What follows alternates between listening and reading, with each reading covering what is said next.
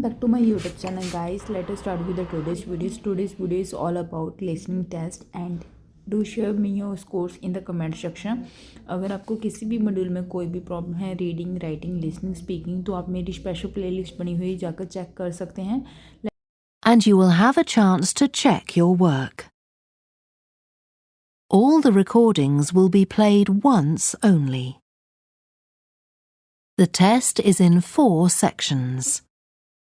At the end of the test, you will be given 10 minutes to transfer your answers to an answer sheet. Now turn to Section 1. Section 1. You will hear a woman telephoning for information about a festival. First, you have some time to look at questions 1 to 7.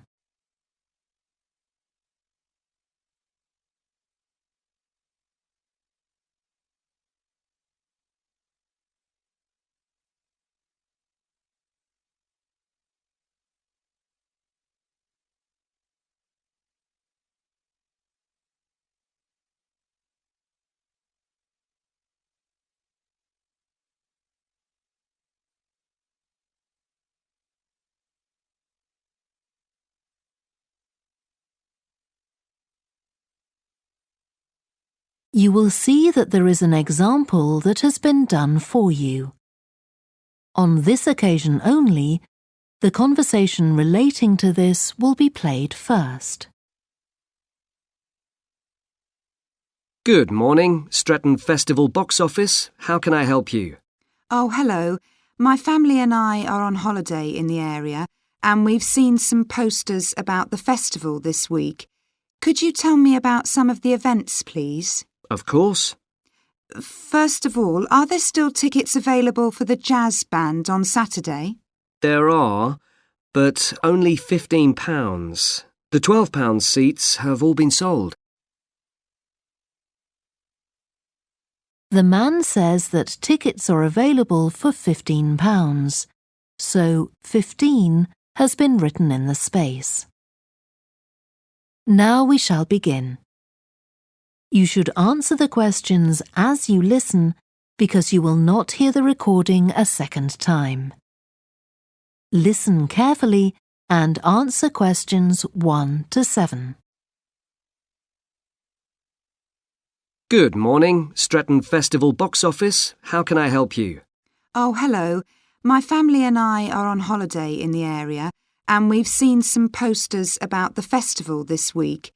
Could you tell me about some of the events, please? Of course. First of all, are there still tickets available for the jazz band on Saturday? There are, but only £15. The £12 seats have all been sold. OK, and the venue is the school, isn't it? Yes, that's right. The secondary school.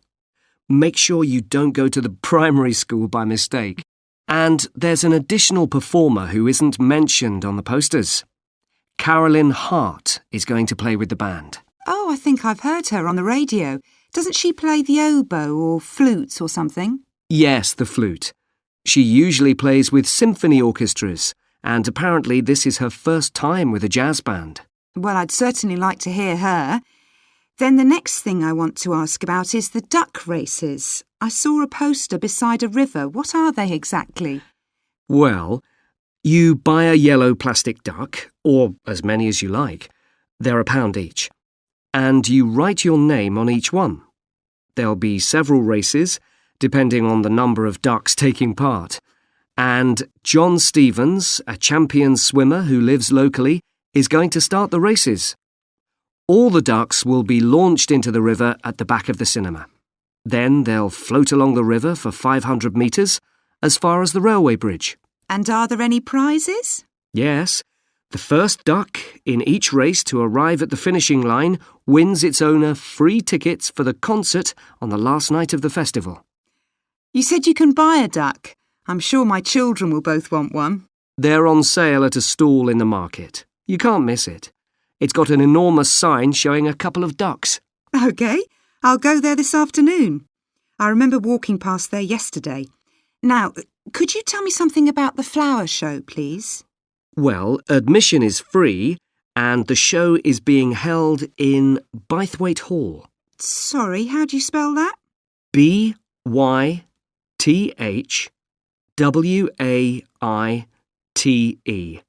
Bythwaite. Is it easy to find? I'm not very familiar with the town yet. Oh, you won't have any problem. It's right in the centre of Stretton. It's the only old building in the town, so it's easy to recognise. I know it. I presume it's open all day. Yes, but if you'd like to see the prizes being awarded for the best flowers, you'll need to be there at 5 o'clock. The prizes are being given by a famous actor, Kevin Shapless. He lives nearby and gets involved in a lot of community events. Gosh, I've seen him on TV. I'll definitely go to the prize giving. Right.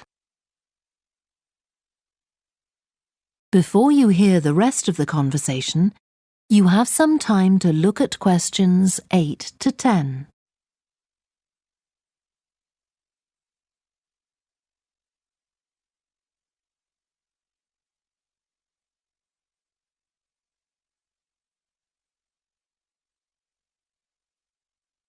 Now listen and answer questions 8 to 10. I've seen a list of plays that are being performed this week, and I'd like to know which are suitable for my children and which ones my husband and I might go to. How old are your children? 5 and 7. What about The Mystery of Muldoon? That's aimed at 5 to 10-year-olds. So if I take my children, I can expect them to enjoy it more than I do? I think so. If you'd like something for yourself and your husband and leave your children with a babysitter, you might like to see Fire and Flood. It's about events that really happened in Stretton 200 years ago, and children might find it rather frightening. Oh, thanks for the warning. And finally, what about Silly Sailor? That's a comedy, and it's for young and old. In fact, it won an award in the Stretton Drama Festival a couple of months ago. OK. Well, goodbye and thanks for all the information. I'm looking forward to the festival. Goodbye. That is the end of section 1. You now have half a minute to check your answers.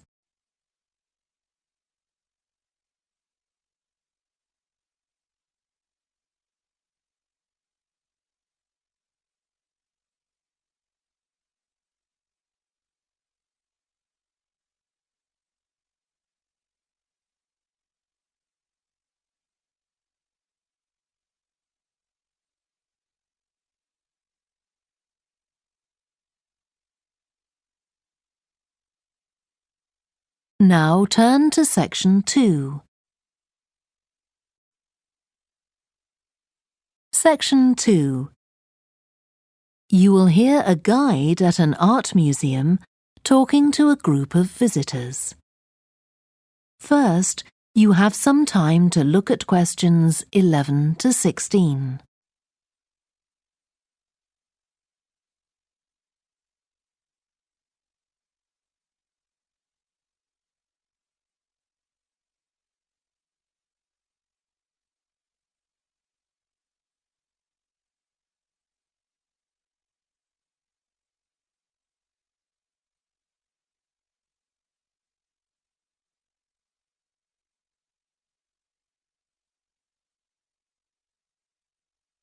Now listen carefully and answer questions 11 to 16.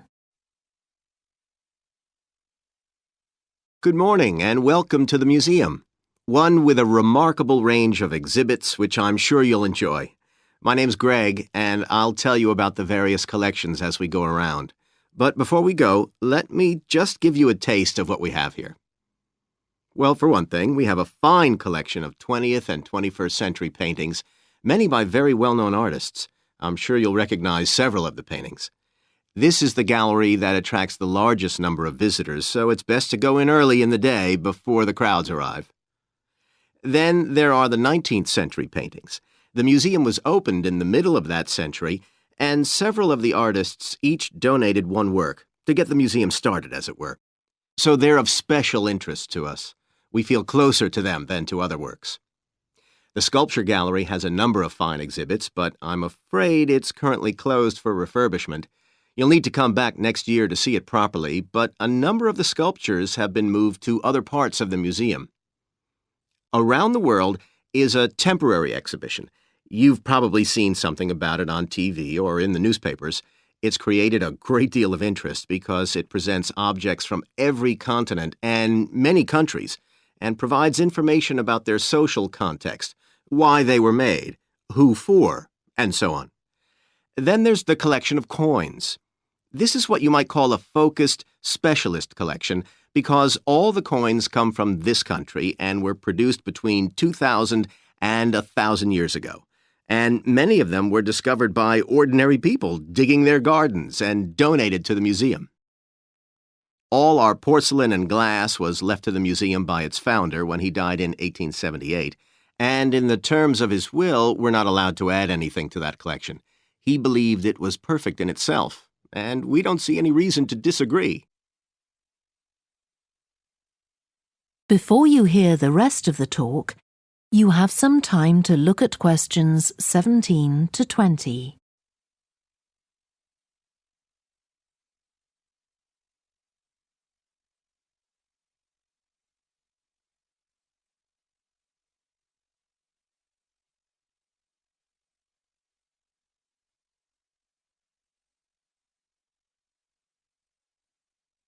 Now listen and answer questions 17 to 20. Okay, that was something about the collections, and now here's some more practical information, in case you need it. Most of the museum facilities are downstairs in the basement, so you go down the stairs here. When you reach the bottom of the stairs, you'll find yourself in a sitting area with comfortable chairs and sofas where you can have a rest before continuing your exploration of the museum.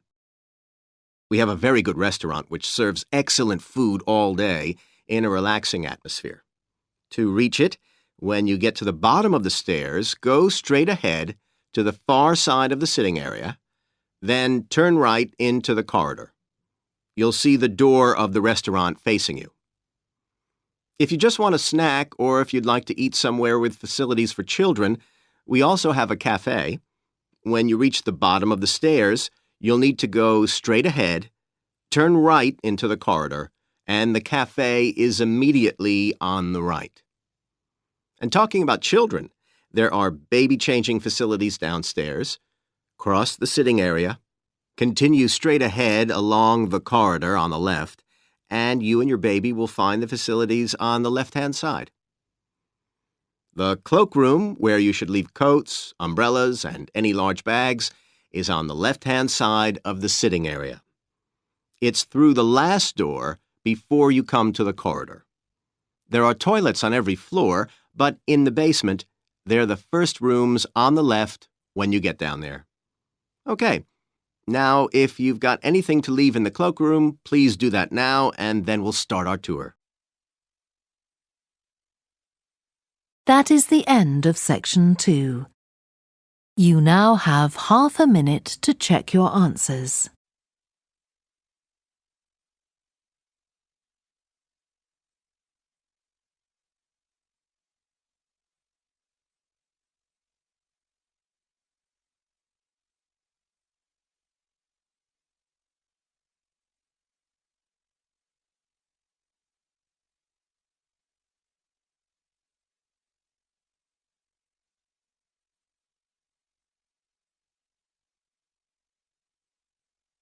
Now turn to section 3.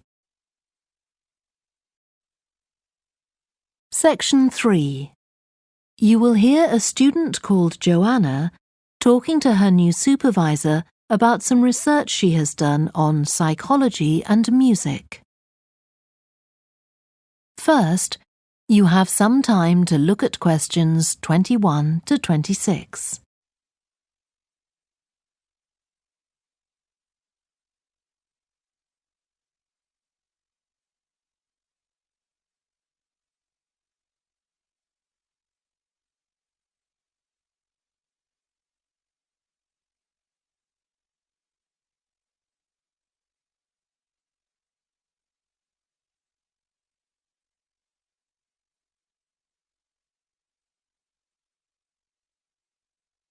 Now listen carefully and answer questions 21 to 26. Hi, Joanna. Good to meet you. Now, before we discuss your new research project, I'd like to hear something about the psychology study you did last year for your master's degree. So, how did you choose your subjects for that?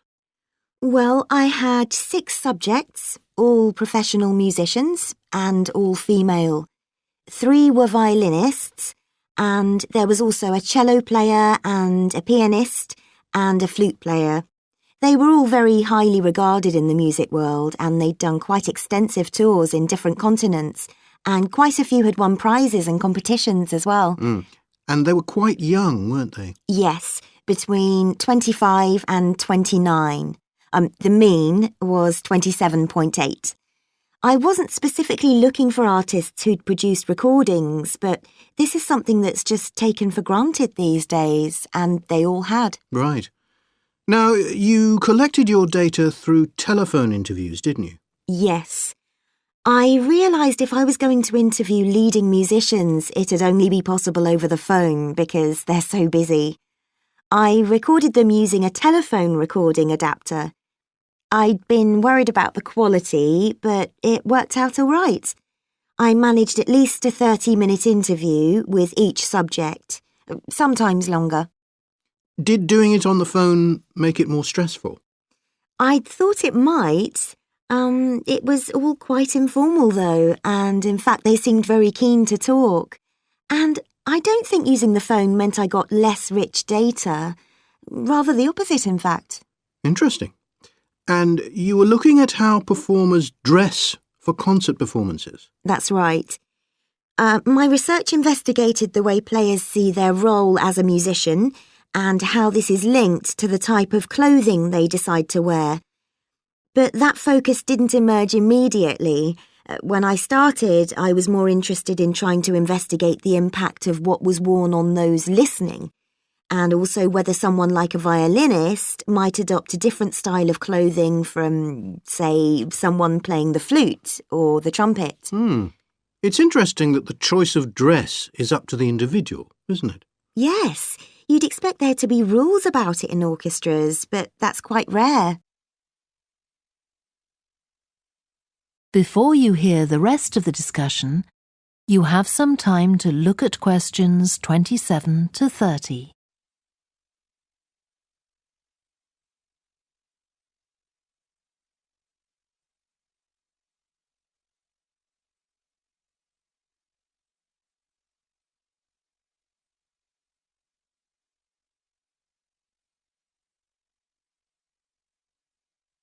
Now listen and answer questions 27 to 30. You only had women performers in your study. Was that because male musicians are less worried about fashion? I think a lot of the men are very much influenced by fashion, but in social terms, the choices they have are more limited. They'd really upset audiences if they strayed away from quite narrow boundaries. Now, popular music has quite different expectations. Did you read Mike Frost's article about the dress of women performers in popular music? No. Well, he points out that a lot of female singers and musicians in popular music tend to dress down in performances and wear less feminine clothes, like jeans instead of skirts. And he suggests this is because otherwise they'd just be discounted as trivial. But you could argue they're just wearing what's practical. I mean, a pop music concert is usually a pretty energetic affair. Yes, he doesn't make that point, but I think you're probably right. I was interested by the effect of the audience at a musical performance when it came to the choice of dress. The subjects I interviewed felt this was really important. It's all to do with what we understand by performance as a public event. They believed the audience had certain expectations, and it was up to them as performers to fulfil these expectations, to show a kind of esteem. They weren't afraid of looking as if they'd made an effort to look good. I think in the past, the audience would have had those expectations of one another too, but that's not really the case now. Not in the UK, anyway. No. And I also got interested in what sports scientists are doing too with regard to clothing.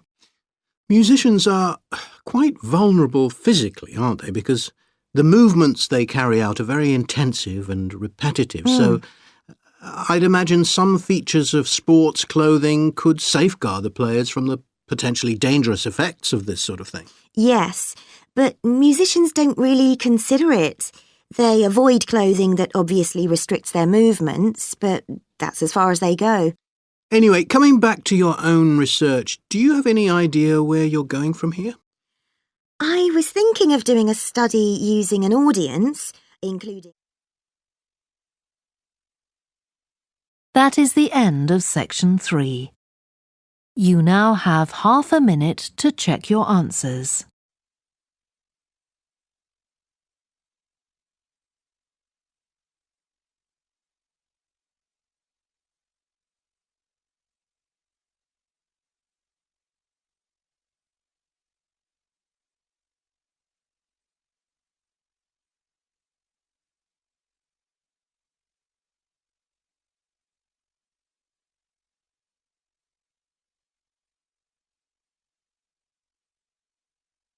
Now turn to section 4.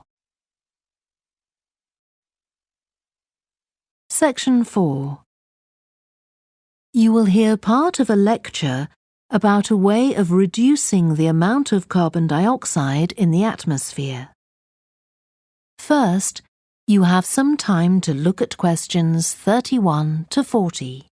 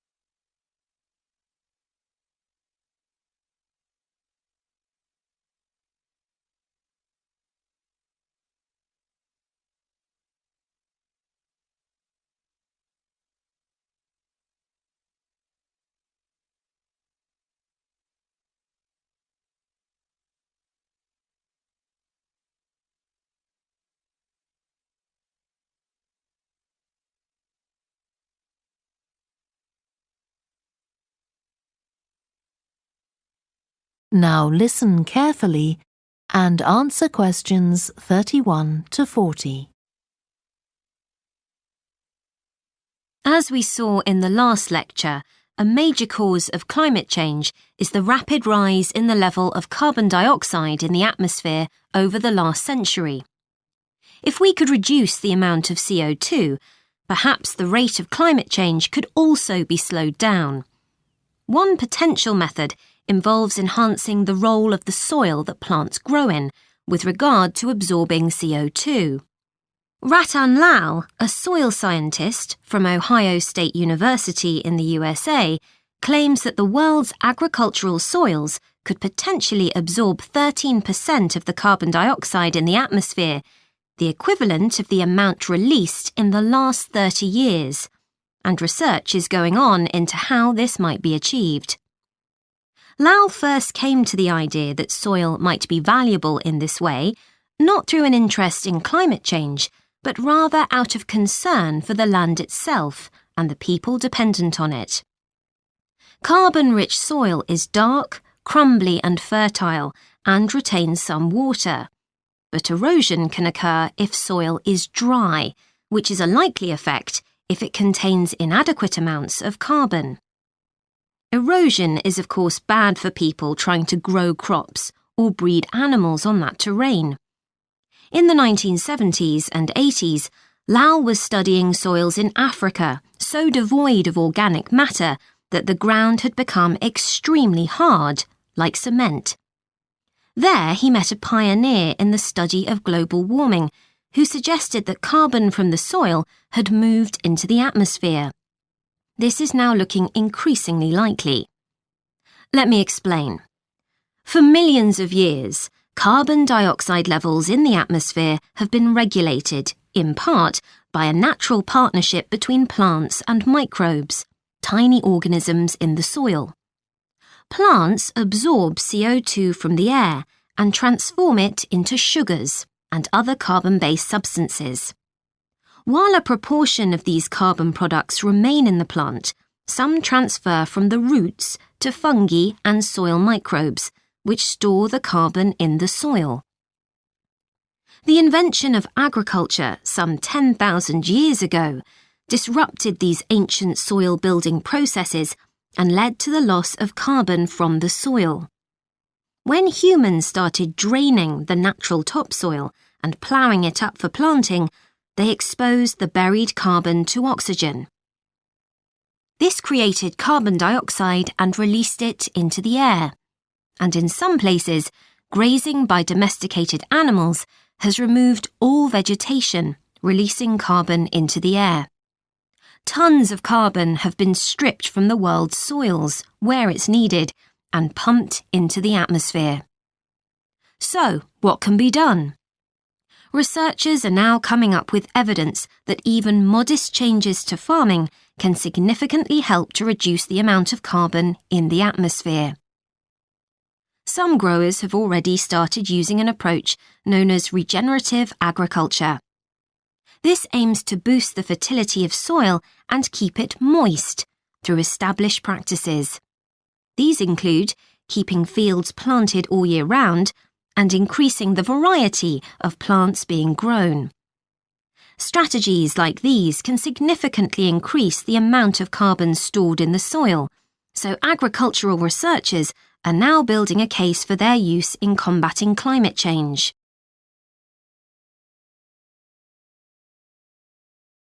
One American investigation into the potential for storing CO2 on agricultural lands is taking place in California. Soil scientist Wendy Silver of the University of California, Berkeley, is conducting a first-of-its-kind study on a large cattle farm in the state. She and her students are testing the effects on carbon storage of the compost that is created from waste, both agricultural, including manure and corn stalks, and waste produced in gardens, such as leaves, branches, and lawn trimmings. In Australia, soil ecologist Christine Jones is testing another promising soil enrichment strategy. Jones and 12 farmers are working to build up soil carbon by cultivating grasses that stay green all year round. Like composting, the approach has already been proved experimentally. Jones now hopes to show that it can be applied on working farms and that the resulting carbon capture can be accurately measured. It's hoped in the future that projects such as these will demonstrate the role that farmers and other land managers can play in reducing the harmful effects of greenhouse gases. For example, in countries like the United States, where most farming operations use large applications of fertilizer, changing such long-standing habits will require a change of system. Ratan Lal argues that farmers should receive payment, not just for the corn or beef they produce, but also for the carbon they can store in their soil. Another study being carried out. That is the end of section 4. You now have half a minute to check your answers.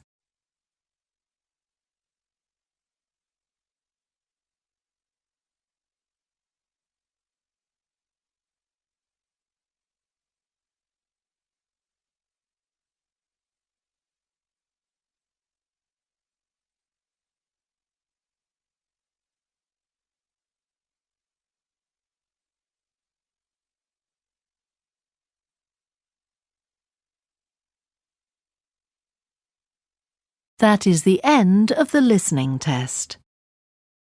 You now have 10 minutes to transfer your answers to the answer sheet. Please stop writing and wait for your question booklet to be collected.